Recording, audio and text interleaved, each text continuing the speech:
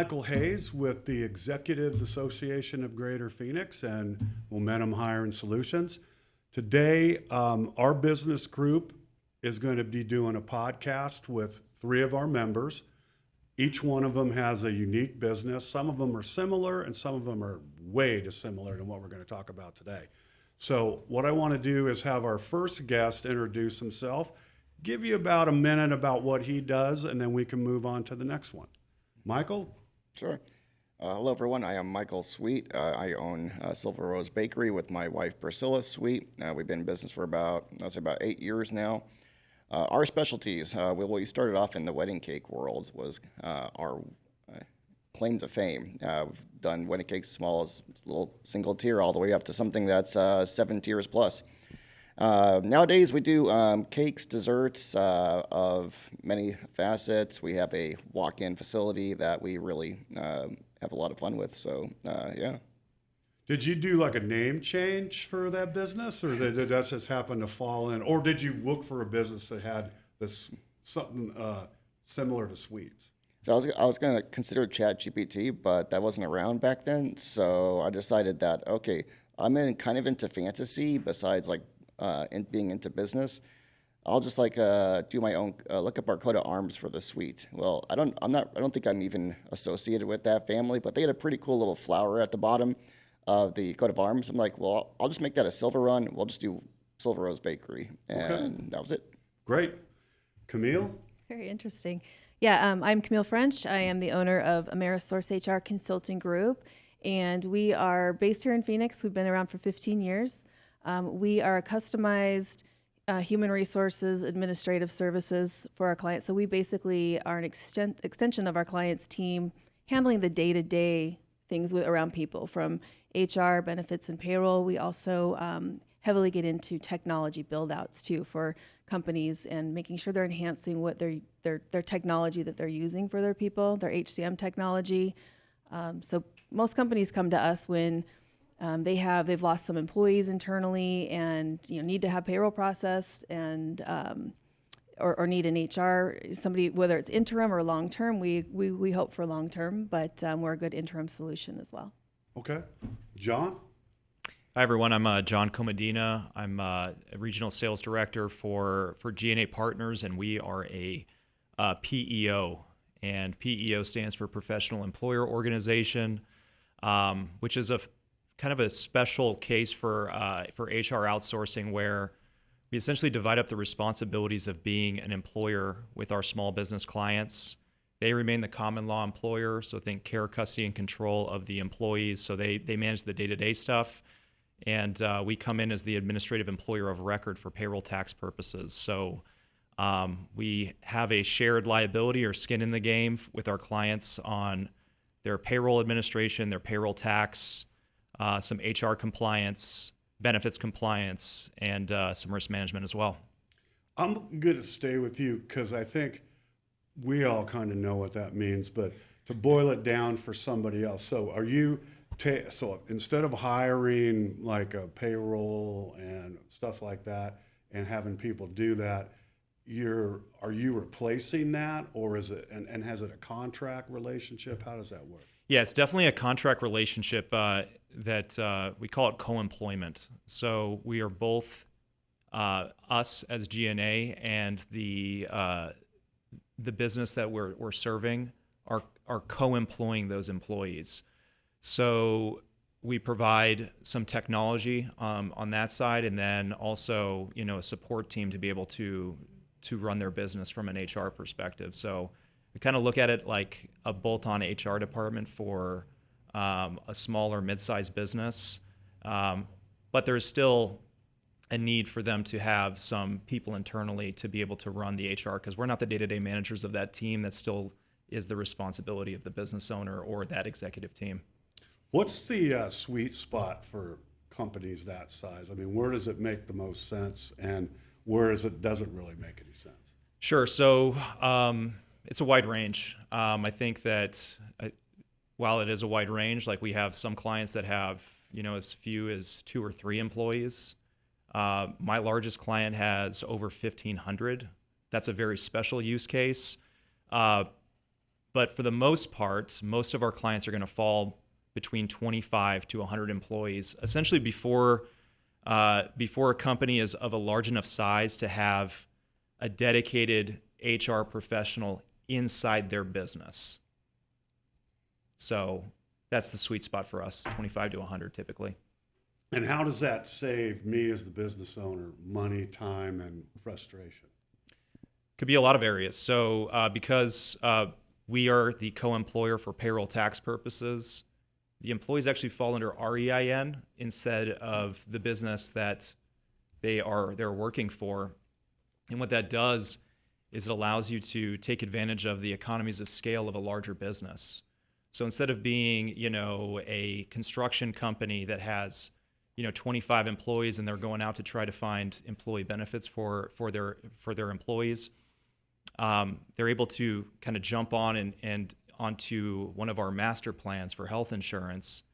And so instead of, being a company with 20, 25 employees going out to shop for benefits, now they're a part of a group of employees that's 100,000 as far as a base.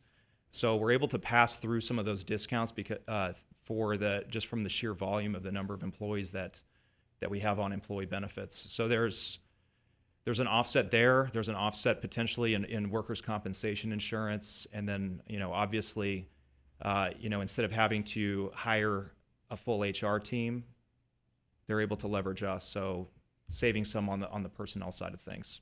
So in the workers' comp and benefits, that's something that you think you can improve their cost basis on that as far as a company? In a lot of cases, yes. I mean, every business is different. So we do go through underwriting on all of them. And that's part of the process of figuring out, is what they're getting on the open market or what they already have, what they have access to as a small business, what's going to be the better option for them from a cost perspective, and then also a richness of a plan of what those employees need. So in some cases, it can save anywhere from 10 to 25% over what they're doing as a small business.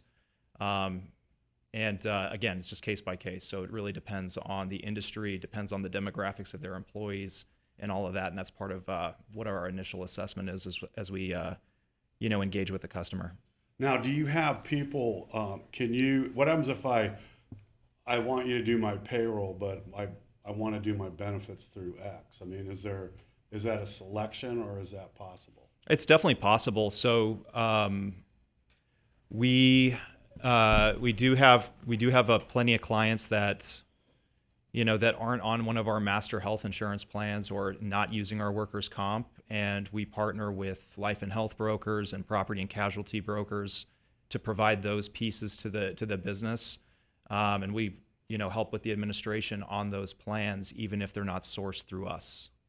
So we're very flexible as a PEO, wanting to put the client's best interest first before our own, and I think that's a big differentiator for us in the marketplace. Not every PEO is like that, but it's been a business model that we've followed, and it has led to a lot of success for us. Now, as far as companies go, how do you get your business? And I would imagine it would take. I mean, this is a lead time business that's going to have a certain amount of lead time. You're just not going to go in one day and everybody's going to go, oh, hey, let's do this. So, I mean, how's that process work? Yeah, so it's cold outreach is tough in this business because so many people have not heard of the PEO concept before. So the first piece is educating the marketplace, and when you are sitting down with a business owner for the first time, it's most likely a different way of looking at HR than what how they've done it in the past. So you kind of got to educate them and make sure that they get through all those initial questions, make them feel comfortable about the concept, and also connect them with some of our other clients that are using our services. But most of the time, the way that the way we get our new business is really through trusted advisors, people that are attorneys, life and health brokers, property and casualty brokers, folks that understand what a PEO is, and as they see the need for, or based on the challenges that their client is facing, they make a recommendation to us, and then we take the ball from there. And typically the sales process, again, because we're doing a lot of education on the front end, usually is somewhere between 30 to 90 days. Okay. And then as far as complications, say, how long does it take you? Because every time somebody starts a new system, I mean, new computer programs, new processes, how long does it take to iron out that type of stuff so it starts to run fairly smoothly? Or does it happen right from the start? Yeah, so it's again, it's a little bit of a learning curve, because it's if they have never used a PEO before, it's a different way of managing HR. With the way that our implementation works, it's usually about a 4 to 6 week process for us from the time that we sign a contract to when the client actually starts running payroll through our technology and starts leveraging our HR services.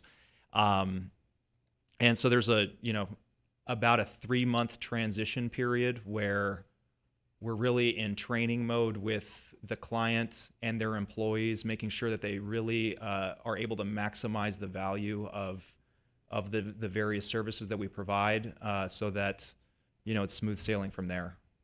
Does as far as what do you might have mentioned it, but I maybe wasn't paying attention, which is one of my problems. How much savings can you usually generate over internal people doing it and paying for it and dealing with the not showing up for work and people quitting and then being behind and things like that? How can you, is there any measurable savings? Yes. Okay. What is it? Is there any prediction on what you can say? What's the lowest up to a certain number percentage? Yeah, I mean, it really depends on how large of a project is. If if we're just doing, I call it almost like PEO light, where we're just doing more of the HR and payroll administration for a business.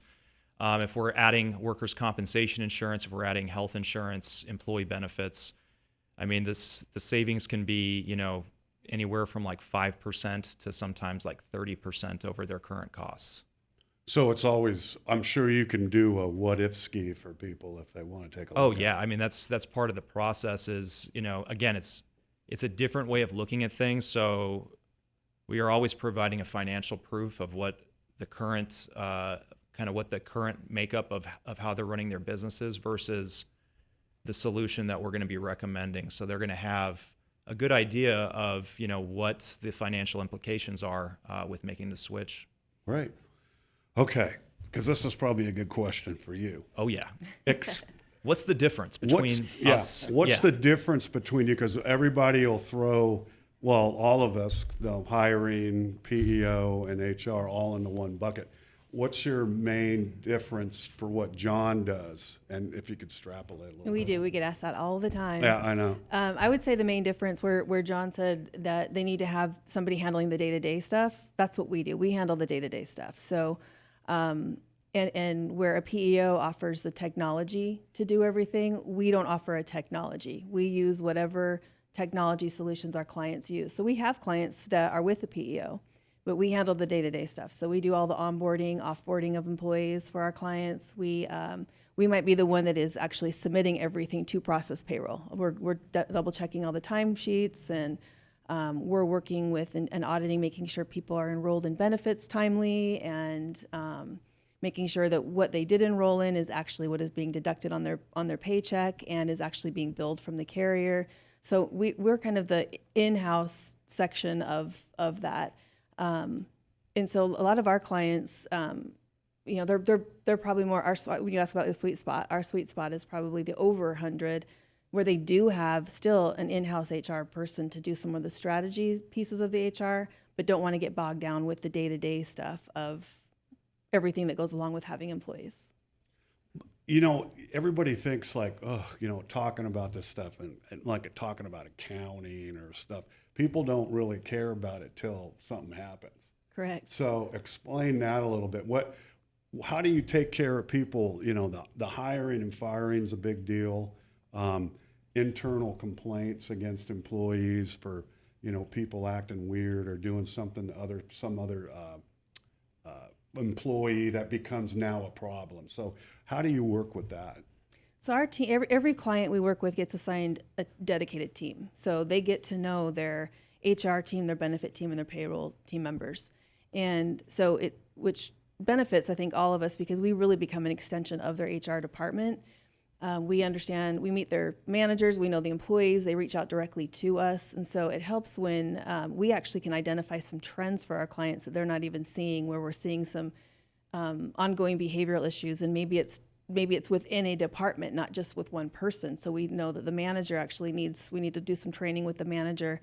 But our team is very hands-on. I think one of the things our clients do love is we do help with the terminations. We're not working with them day in, day out, so we don't have that emotional tie to their employees like they would naturally have especially a family-owned business.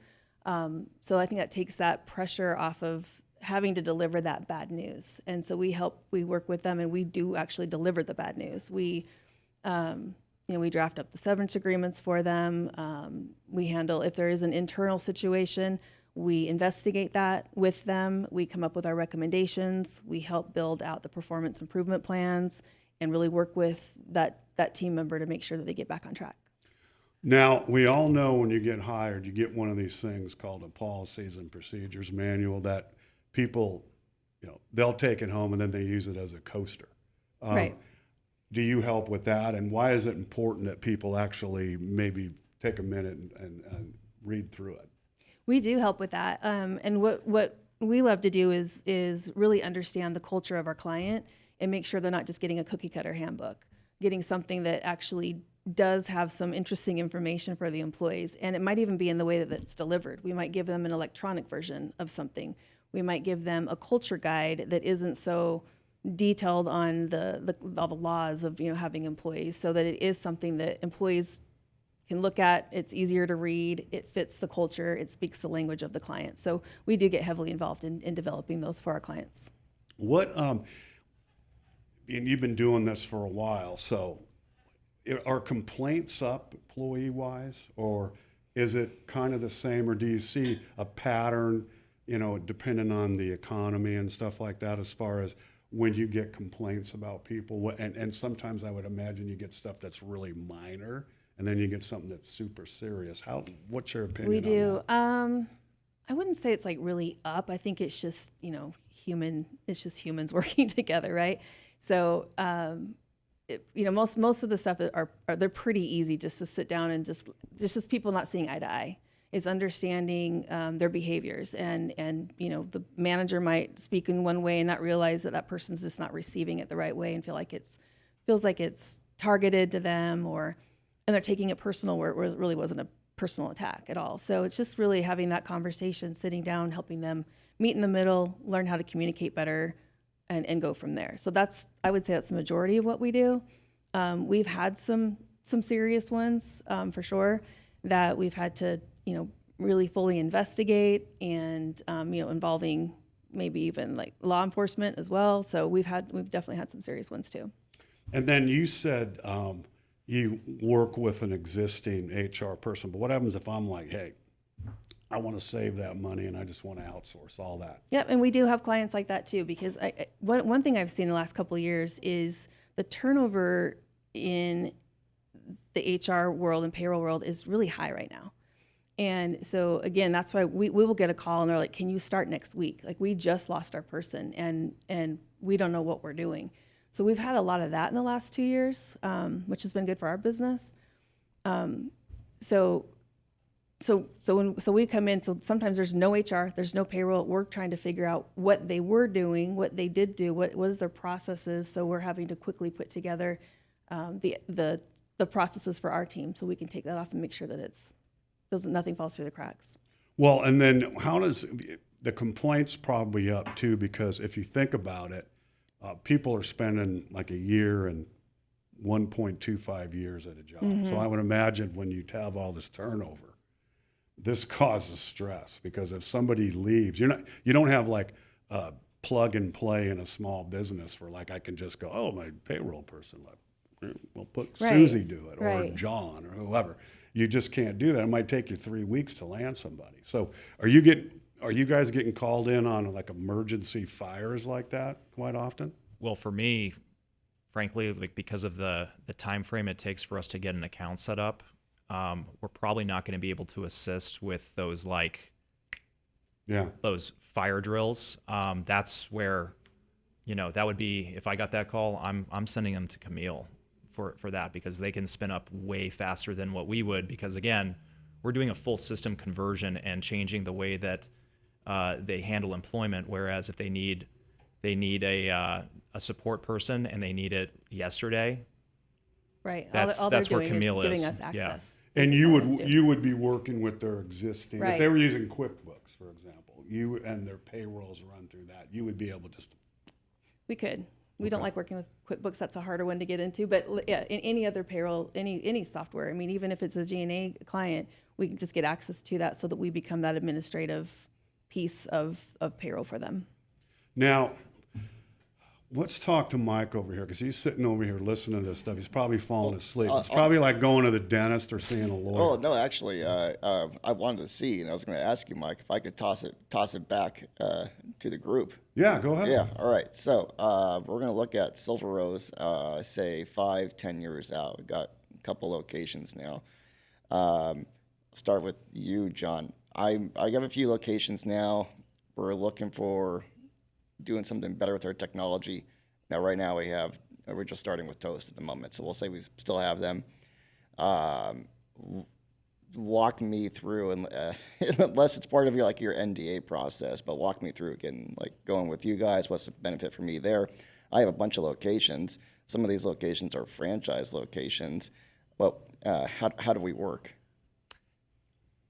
That's a very long discussion, to be honest with you. But this is something that we get all the time. I mean, businesses that are in growth mode, where as the business is evolving, they're going from one location to 2 to 3 to 5 to 10, especially if they're crossing state lines. There's a lot that comes with that as you grow from a geographic expansion, as well as just adding headcount. So you're on the hook for a lot more compliance as you get larger and larger. And frankly, that's a main reason why people turn to the PEO in the first place, so that they know that the employment side and the compliance side of their business is handled by experts that have a deep bench of employees, to Mike's point earlier about a lot of HR and payroll turnover, so that you just kind of have you have almost like a redundancy plan in your business by hiring on a PEO or an HR outsourcing firm like Camille's is. So we kind of handle all the distractions that come with employees, all the compliance, all the rules and regulations, keeping you up to date on what applies to your business, so that you can focus on making wedding cakes and cookies and all those. The cake pops, by the way, so good that you make. So that's really what the goal is to allow the business owner to continue to do why they got in business in the first place without getting bogged down in administration. Thanks. So we can go deeper as you get there, because that's a long conversation, depending on how you want to what your overall strategy is going to be. If it is going to be completely owned by you, if you're going to go into a licensing or a franchisee type or franchisor type of arrangement. Excellent. I appreciate it. Well, I'm going to toss that at you just because I know you said a couple things. One is how much you love QuickBooks, which I can attest to my love of that right now. Right. But also, as we expand, we'll hit your sweet spot as well, and wanted to see about what your thoughts on, how can you help me? Yeah, absolutely. Like John mentioned too, we have a lot of clients that also start with us smaller, with intending to grow as well. So with us, we would find out, what do you need today? I mean, do you need everything HR? Do you need a new technology? Do you need, where are you at with your benefits? So we'd sit down and look at that and say, okay, based on where you're at today, you don't need a whole lot. You might need this. But as you grow, then we start incorporating other services to make sure that we're taking that off your plate. So if you're ready and say, hey, my employees are asking for benefits now, or a 401k plan, We help, connect you with the people who are going to set you up with that, and then we just administer it. So you don't have to worry about that. Excellent. And then if I wanted to, if I needed to start a discussion with you guys, who would I talk to first between you, and then Good question. and then how would you say, okay, it's time to bring on the other one? What would that look like? Yeah, great question. We've been in competitive situations before, Camille and I, and they're two different models, right? And so I think so. To answer your question, who do you go to? You could go to either one of us or both of us. It's a perfect diplomatic answer. And we're this Well, it's is good to true. explore, We've done this before. There was a prospective client last year that large business, couple people that were going to be retiring, and they wanted to explore the PEO model. And again, I want to put our prospective clients' interest first before our own. And I suggested that they also meet with Camille to learn about her model. And end of the day, they went with her model, and that's fine by me because it was a better fit for that client. So you'll always get transparency and honesty from us. Yeah, so both of us. Whichever is going to be the better fit for you, and we'll educate you on the differences, the pros and cons, because there's definitely pros and cons for both approaches. And different ways to tackle it. So we just come up with a plan, and then, no hard feelings either way. Do you have any follow-up on that, or? Well, my whole other round of questions would end up being on you, Mike, but I'll pause there unless you want me to start grilling you and take over the show. If you want to ask a couple questions of me, go ahead. I'll give you a shot. All right. Well, you are in the recruiting side, so you're the forefront. So they both bogged down you. Is that correct?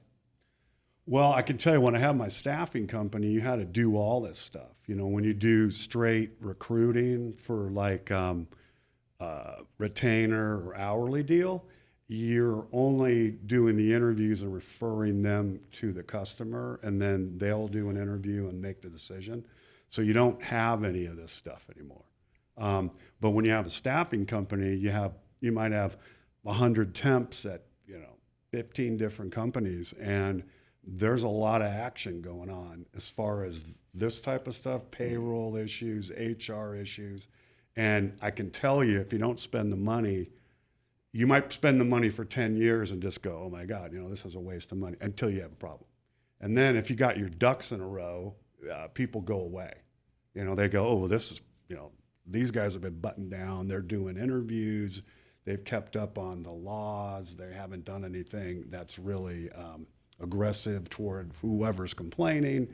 You'll find out very quick on that's money well spent. It's kind of like insurance policy, right? Yeah.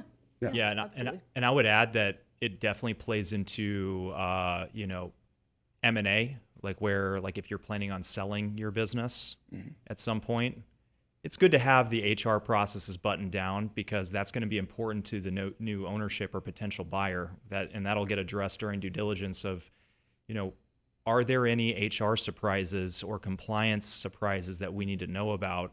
And so working with a firm like ours or Camille's kind of has you protected in that area as you prepare for that transaction event. Yeah, that's excellent. So I got two more things for you, Mike. Okay. First off, at what point when we're working together, am I hiring on the person, then I'm moving them over to John or Camille at that point to work with them, or Yep. Or is it somewhere in between? No, it would be day one. They would be onboarding the person. I wouldn't have anything to do with it. So they would be your employee. They would be your employees. So there's no temping. There's no day labor or whatever it is. That stuff is available all over town, but you're generally going to have a lower level of commitment from the employees, and that's the nicest way I could say it. So, yeah, it's two distinct models versus, I think if you think about it, the recruiting side, you're more on the side of the company, and whereas when you're staffing, you're just thinking about throwing as many people into a position as you can, because that's the only way you can make money. Yeah. If they don't hire the person, you don't make any money. So that can be, especially when you have a big order, people just go crazy trying to stuff as many people in there as they can. So, and it's the way the model's been worked. So it's not going to change anytime soon. Now, are you also now, I'm not sure if you guys communicate with Mike as far as things are changing and as far as regulations and stuff. So, like, okay, well, hey, when you're looking for a recruit, there's these parameters that just came in now that we need to consider as well, or anything like that. I'm not sure. No, I mean, I see where you're asking the question. Yeah. I mean, I think Mike takes the burden off of finding talent for you. Like wouldn't that be the best way to say that? Yeah. So, because that's not easy, especially in this day and age. So that's what Mike does. As far as the compliance on properly onboarding and getting all the right forms and stuff like that, that's where John and I come into play. That's we make sure you've got everything that you need as a company based in Arizona, or if you're in a multi-state, what each of those states needs. Okay, all right. A lot more clear. Okay. Thanks. Yeah. Mike, I'll give it back to you. Oh, cool. No, we're asking you something. So tell us, do you can you have people walk into your place? Yeah, so you can walk in. We're for our current location is I-17 and Bell Road. So it's a walk-in one. It's Wednesday through Sunday, 10 to 5. Okay. You can walk in. 10 But to that's 5. kind of the way, do you have people just pop in and they want to see some of the stuff you've done to kind of get a feel for it? Or? I have 2 primary walk-ins, Mike. Okay. Walk-in number 1.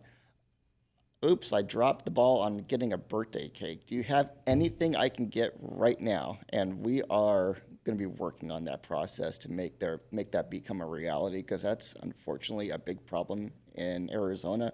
I can almost take that to the governor with how unfortunate it is, people dropping the ball on birthday cakes. But we'll be here to take care of you soon.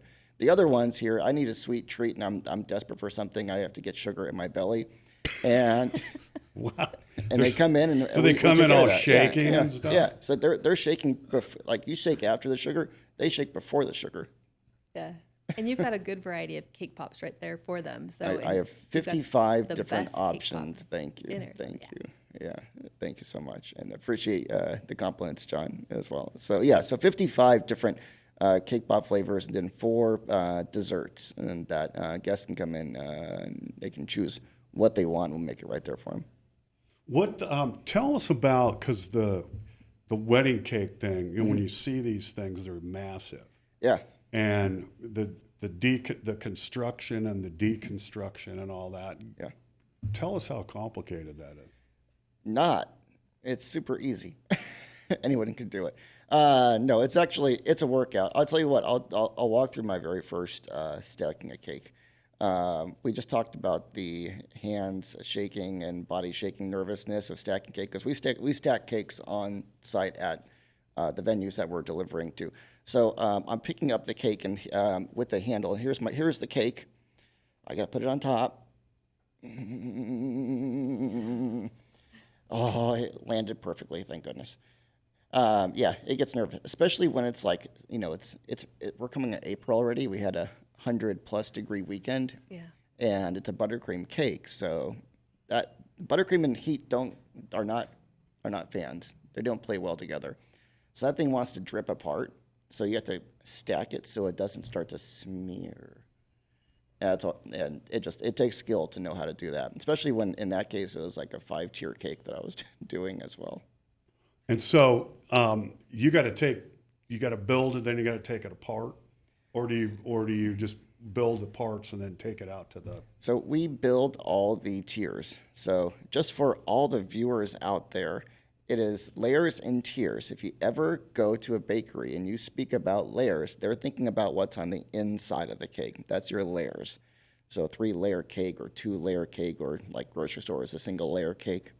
But tier cakes, stacking those cakes on top of each other to make a Khalifa Tower scenario. So we assemble them on site. So that means we bake them, we frost them, we get them all prep decorated beforehand. And then we take them and then we stack them on site. And if there's florals and stuff, then we're prepping those to be put into a cake, and then making the arrangements for those. What's the hardest thing to make? I mean, as far as the baking goes. That's a very interesting question. That's why I'm very interested. Yeah, that was a very interesting question. I mean, I can say everything is hard, from depending on what side. So the hardest aspect of the baking world, especially our business, is actually the coordinating all the orders. It's not necessarily the baking. It's not necessarily the frosting. Our team is extremely familiar with each part of that. It's coordinating all the orders, keeping those on par, making sure that we don't have what we like to joke as black sheep or black panthers, which are we define as black sheep are the ones that, oh yeah, we have capacity. It's only 2 days away. We'll go ahead and take it. And then the black panthers are, oh, this already existed. We need to add this, and it's a day away. So the scheduling part of and all it? that. Yeah, Yeah, because yeah. how do you know by looking at a calendar we can't do this? I mean, is it just experience? Yeah, You got to be in the mess first to figure it out, or? So I just went through a whole research of how long it takes to bake. So first, to prep all the material, all the ingredients for cakes. How long does that take? How long does it take to bake, just the baking time, for every single cake? How long does it take for those cakes to cool? How long does it take to make the buttercream? How long does it take to frost, do the crumb coat on the cake? Just like a building. Like Every single aspect. And then not only that, what about the pickup arrangement times? What about the delivery? How long is delivery? How many can be delivered? Because it could be all the way up in Flagstaff, and then they have to come back and do another one at the same day. So how do we coordinate that? And how do we make sure that there's enough timing, enough space to do all those orders? So I did a whole process over that with my technology team to actually create a whole program that can manage that.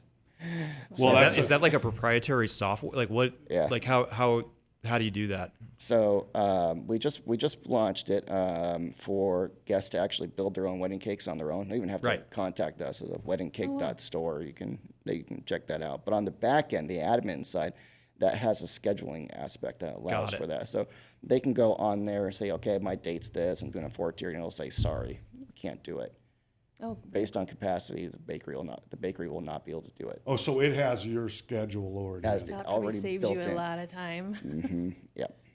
So that's the unique aspect. When That's does the begging start for people that are really in need?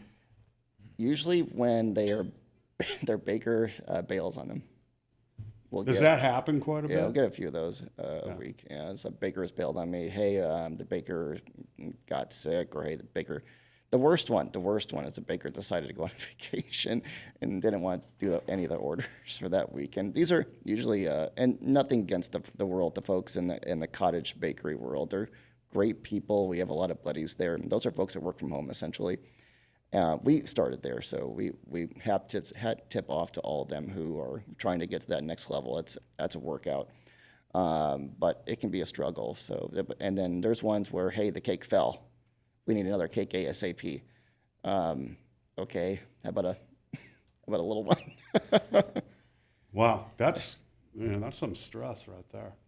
I would go back to you, Joe. Why don't you give us some? First of all, give us some challenges for your guys' business as a group, and then what do you see for the future of this business? I mean, what is it? How is it going to evolve? Challenges for us or for our clients? Do both. Give us one from each side of what you think is a pain point for people that they might not know, but they need to fix.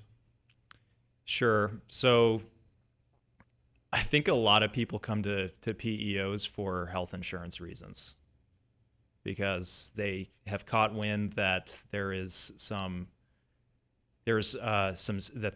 significant savings through the master health plans that PEOs offer. So that's always a challenge. People are always trying to figure out how to do more with less. And unfortunately with health insurance, they rarely give you upon renewal, because those are annual contracts, very rarely do you get a decrease in your health insurance premium. Yeah. So, I mean, over time, I mean, it compounds. I mean, one year you could have a 9% increase. The next year you could have a 15%. You could have a 20. You could have another 8, and that just kind of builds on top of each other year over year, to the point where a business owner is like, how can I continue to afford this? So that's one of the main things that we tend to look at and address. And unfortunately, if your group is unhealthy, like you've got a lot of conditions in like a business population, there's only so much we can do, because we have to account for the actual premium paid versus what the potential loss is, right, from people actually leveraging the health insurance. So if you've got a sick group, like, we're going to probably have to get creative and try to build some strategy on how to overcome that, continual increase nightmare that so many business owners are going through, not just in Arizona, across the entire United States.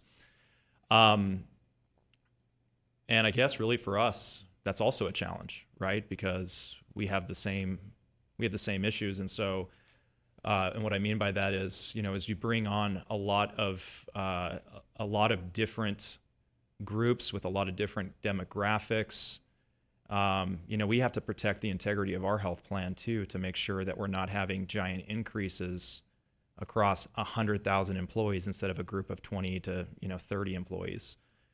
So that's always a challenge for us. It's something that is a large area of focus as we bring on a client, making sure that it is good risk that we're bringing on versus not so favorable risk. And then that's something that we analyze every year with our existing clients as it's time to renew our health insurance. Of how do we make sure that these costs stay as low as we possibly can go. I mean, what's the end game? You can't continue to raise, the way insurance is going, every insurance, it's not just, if you want to insure a gum wrapper, it goes up 10 or 12%. Is there going to have to be some different type of system to be able to counteract these ongoing fees? Because, your revenue is going to have to increase that much every year just to be able to cover these things. Correct. I don't have an answer for you. If I did, I probably wouldn't be sitting here today. No, we would be out selling it. Yeah. Yeah. I just think it's the same thing of everything when you think about it. School or classes, whatever it's getting to the point, home insurance, things like that. Well, and part of that, kind of thinking about that creative, like, proactiveness when it comes to just general health and wellness. Whatever you can do, and I'm sure Camille runs into this as well, where employers, offer health insurance, and that can't be the only thing they do.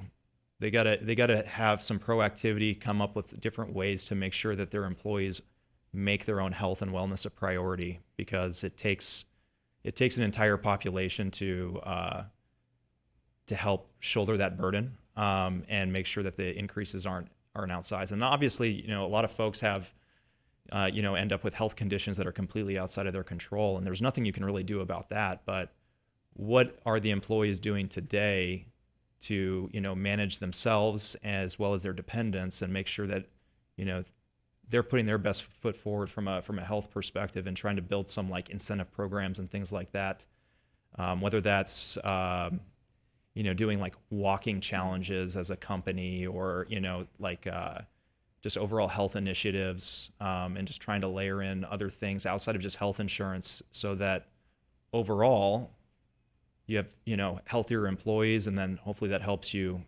drive down those insurance costs. But it's a challenge, man, and I don't have a full answer of how to fix the healthcare system in Because general, you just wait. it's nuts. It's nuts. You just wait right now. Like, say your plan's up next month, it's going to be higher. You just. Oh yeah, it's just a matter of blinking. How much is the increase going to be? Exactly. And it's sticker shock. Working with a client right now with actually Tom Pomeroy, that had like a 20% increase with their existing PEO, and so this was a group that wasn't a good fit for our master plan for our health insurance. And so I went to one of our life and health broker partners, Tom Pomeroy, to try to come up with an alternative arrangement. So he was able to find something that was was actually almost in line with what their costs were this last year for next year. So they're not really seeing an increase when it comes to health insurance. They get a 1 year reprieve, and we'll see how what we can do over the next 12 months to keep that future increase low. And you might have to play, and a lot of employers might have to play the game of, switching carriers more frequently than what you want. But again, how can we got to be open to all options in order to try to keep these costs down. What do you think? What big challenges do you see on the horizon?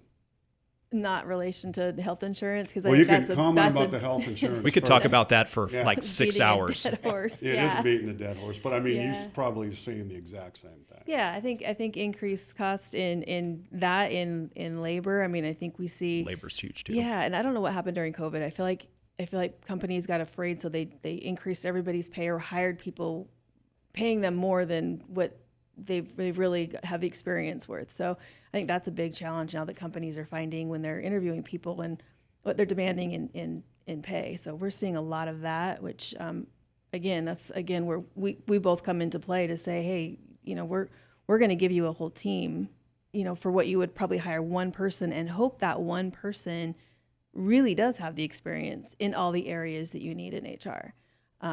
So I think that's kind of a benefit for John and I to be able to say, hey, don't hire that person, don't pay that extraordinary, salary. Look at us, and we will give you guys a team to handle all of your administrative needs within HR for probably less than the cost that they're demanding.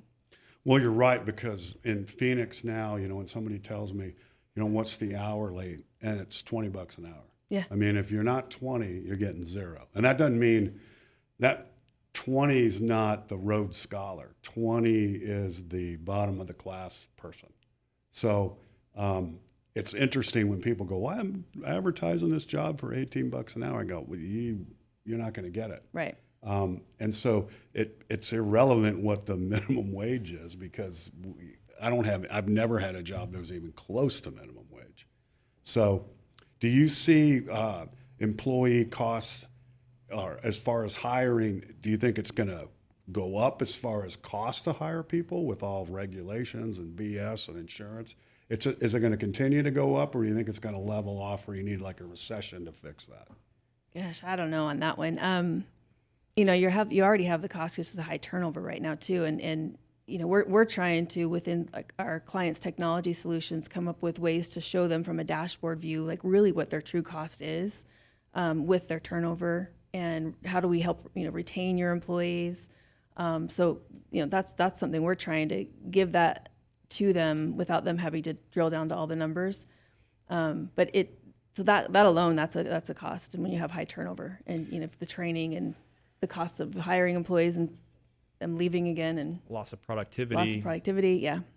What are you seeing on the remote front? Have we swung the other way? We went from remote to no remote. I mean, there's never a happy medium. There's never a happy medium. I'm seeing more of companies who are saying we're going back hybrid, and you have to come back to the office at least twice a week. And ironically, employees who are frustrated over that. Like, I've worked from home fine for the last few years. Even before COVID, I was working from home. Why are they making me go back? And that's I feel for the business owners, because we're fully remote.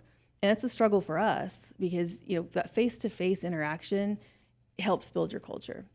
And we have that same challenge. So I understand why companies who have office space, who have employees in the proximity, would want employees to be coming to the office on a regular basis. But we're seeing a lot of people saying, I'm going to quit if you make me do that. It's interesting, because I have a theory on this too, is like I try to teach this in a class I teach at GCU. I tell people it's really easy to lay off people that I don't see. It's very true. So if I'm doing a RIF list, I'm looking at the remote employees because I don't have to deal with that. And I think because you don't have any real connection about being in the office. Now that could be one of the great employees in that thing, and the guy that goes in is mediocre, but they still see the mediocre guy every day. Right. So I think it's going back. I don't know whether it's going to eventually just settle somewhere in the middle. I think it'll settle in the middle. I think that COVID, that was probably one of the blessings. Is there are positions that can be very functional from a remote, and you extend you're not limited to hire just in a certain region. You can hire anywhere and find the best talent. So there are great benefits to remote. Smaller office space, so you can reduce your rent. You don't have pay to it buy, all in you don't have to buy a insurance. desk and a chair, and so I mean there are some savings to it that I think businesses do realize. But again, it's that balance of culture, and it's the balance of also having some positions that you really couldn't have remote, and then now it doesn't feel fair. Yeah, like they don't put a carpenter can't be doing remote. Yeah, and that's the exactly. other thing. You have people that work in a company that are hands-on like that. Yeah, and they're like, you hey, have warehouse workers. They can't what's work that from guy home. doing? Yeah. He gets to stay at his house, and they're thinking, Yeah. well, he's watching, as the world turns and snapping back a few Yeah, there's beers. perceptions. There's perceptions out there definitely that I think are going to be a challenge, and I don't know how you really overcome those. Maybe over time, when it just becomes you just know there's certain type of work that can't ever be remote, and some work can. So it's just going to be that overall acceptance, but it's still a challenge right now. Cool. Mike, what about you? What do you see as what's the challenges for your business, and how do you see the growth? Because the one thing ChatGPT hasn't done is bake.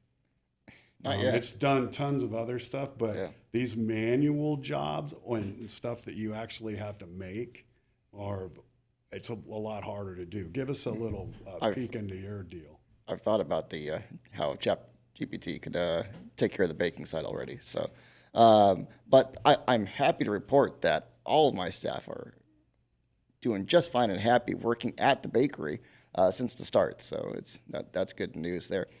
The biggest challenge for us right now that we're seeing is it can be the staff side of things. What's interesting though is that we are getting more inquiries for positions, but these are happen to be folks who are already in the industry, as opposed to years past. It was not in the industry. It was folks just looking for their first day job.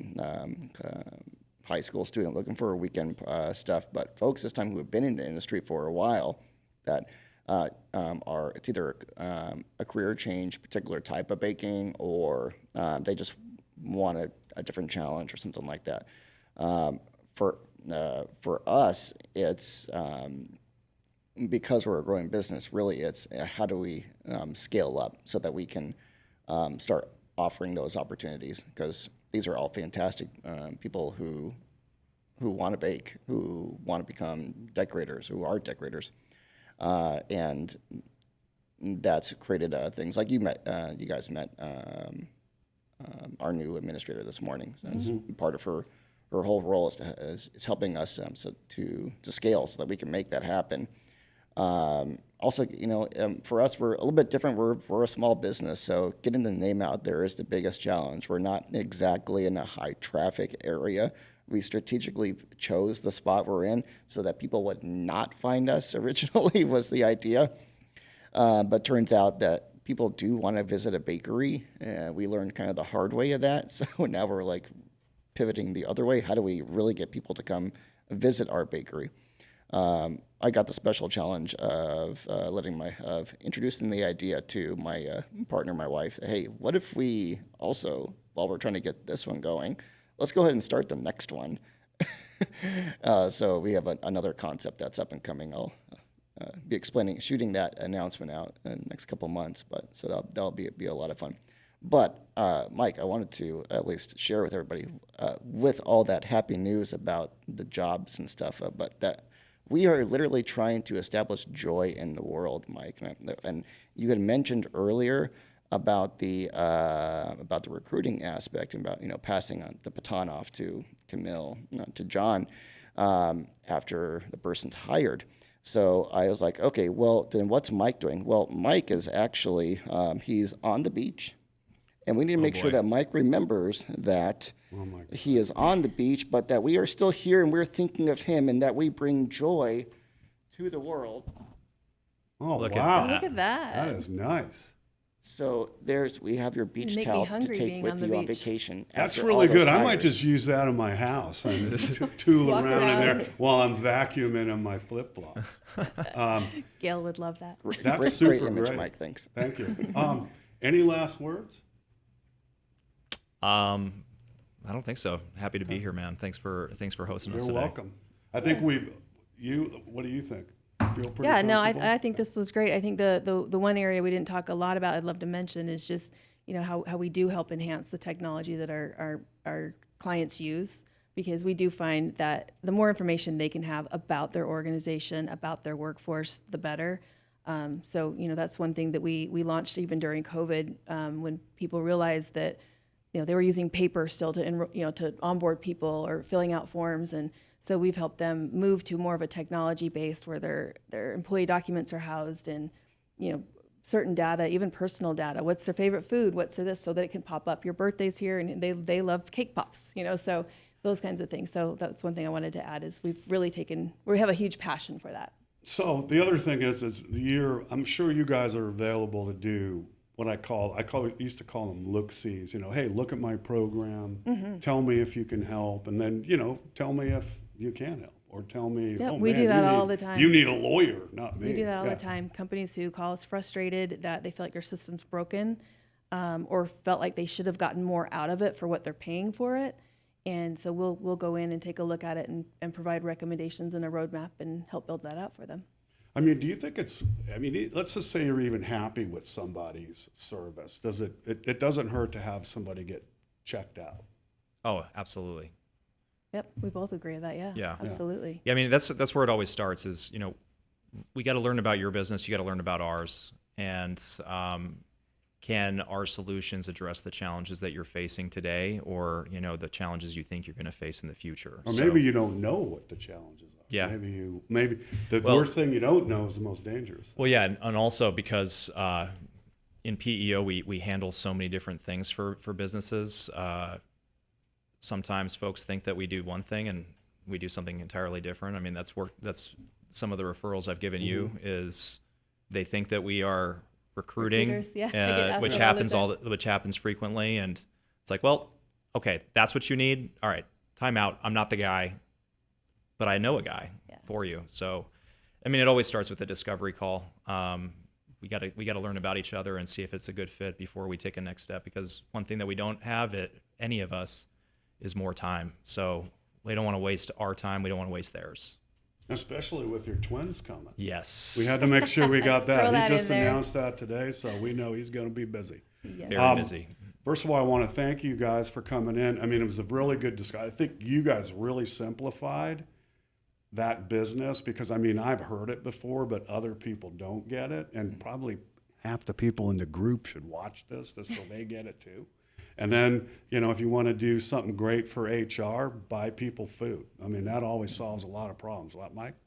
Yeah, Mike, I also wanted to say too, real quick, I kind of jumped on this one and not realizing that I probably should pick one that's probably more in my categories, but it helped out greatly because I got to ask you guys some questions because we're a growing business and there's opportunities there, and I need to probably have that discussion at some point. I know who to go to, and I appreciate that. But that's always good to have something different because then it doesn't get all bogged down. So, Plus, your business is a lot more fun. So basically, Yeah. we sweetened up this podcast. Is Exactly. that There okay? it There is. you Nice go. plug. Love it. Nice. Well, thank you guys for coming in, and we'll get this posted. And hey, everybody, all 4 people that are watching this, please reach out to anybody here if you got a business. Ask them a question. They'll look over your stuff and tell you how you're doing.